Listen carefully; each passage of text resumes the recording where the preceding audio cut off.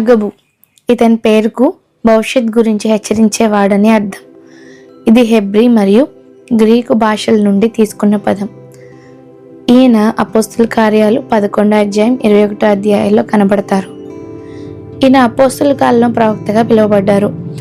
క్రీస్తు శకం 40 నుండి 50 సంవత్సరాల మధ్యలో బ్రతికారని చరిత్రకారులు తెలియజేశారు.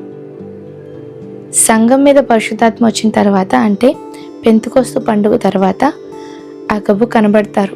దేవుడు ఈయనతో పలికించిన ప్రవచనం ద్వారా ప్రవక్తల పరిచర్య కేవలం పాత నిబంధనకే పరిమితం కాదని తెలియజేశారు. స్టెఫెన్ చనిపోయిన తర్వాత యెరూషలేములో అపోస్తులు తప్ప ఎంతోమంది లేరు. చాలామంది చెదిరిపోయారు కూడా. కొంతమంది అంతియోకయకు వెళ్ళి అక్కడ గ్రీసు దేశస్థులకు ప్రభువైన యేసు గురించి, ఆయన మరణం గురించి, పునరుద్ధానం గురించి, క్రీస్తు మరలా వచ్చినప్పుడు చేసే అద్భుత కార్యాల గురించి, పునరుద్ధానం గురించి తెలియచేసి సువార్తను ప్రకటిస్తూ ఉండేవారు. సువార్త ఎంతో బలంగా ప్రబలమవుతూ ఉండేది. ఆ రోజుల్లో కొంతమంది ప్రవక్తలు యెరూషలేము నుండి అంతియోక్యకు వచ్చారు. ఆ ప్రవక్తలతో పాటు అగబు అనే ప్రవక్త కూడా అంతియోక్యకు వచ్చారు. వారందరి మధ్యలో అగబు అనే ప్రవక్త నిలబడి వారి మధ్య ఒక ప్రవచనాన్ని తెలియపరిచారు.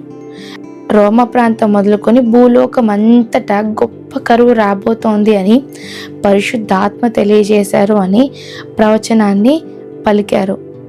నిజంగానే అది క్లౌదియా చక్రవర్తి కాలంలో జరిగింది.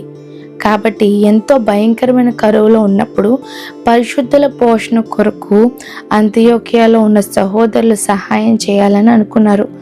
ఆ సహాయాన్ని యెరూషలేములో ఉన్న సేవకుల యొద్దకు, అపోస్తుల యొద్దకు పంపాలని కూడా వారు తలంచారు.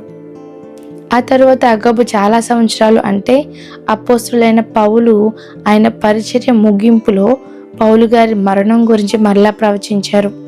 ఆ మొదటిసారి కనిపించింది మొదలుకొని మరలా పౌలు గారి జీవితంలో ఆయన ప్రవచించిన ప్రవచనం వరకు మధ్యలో ఎక్కడా కూడా అగబు మనకి కనబడరు. పౌలు గారి మరణం అంటే మొదట అంతియోక్యలో ప్రవచించినట్టే అగబు కైసరియాకు కూడా వచ్చారు. ఎందుకంటే పౌలు అక్కడ ఉన్నారు. పౌలుకే ఒక మాట తెలియచేయాలని దేవుడు అగబుని ఆ ప్రాంతానికి పంపించారు. అగబు యూదయ నుండి వచ్చి పౌలు యొక్క నడికట్టు తీసుకొని తన కాళ్ళు చేతులు కట్టుకొని యెరూషలేములోని యూదులు ఈ నడికట్టు గల వ్యక్తిని ఇలా బంధించి అన్యుల చేతికి అప్పగిస్తారు అని ప్రకటించారు. కొన్ని రోజులకు, అంటే పౌలు యెరూషలేం దేవాలయంలో ఉండగా ఇదంతా జరిగింది. పౌలు రోమీల చేతికి అప్పగించబడ్డారు. తర్వాత మళ్ళీ అగబు కనిపించరు. బైబిల్లో పెద్ద పరిచయం ఏమీ లేకుండా దేవుని కార్యాలను, భవిష్యత్ విషయాలను తెలియజేయడానికి ఆత్మతో నింపబడిన ప్రవక్త ఈ అగబు.